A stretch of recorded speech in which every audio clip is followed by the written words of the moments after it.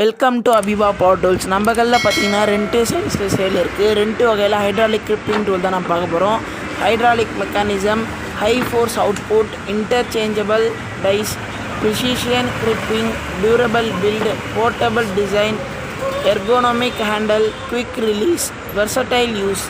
Using areas எங்கன்னு பார்த்தீங்கன்னா guys, electrical work, power distribution, telecommunication, automotive wiring, aerospace and marine, industrial equipment, railways and metro, renewable energy, construction sites, utility maintenance.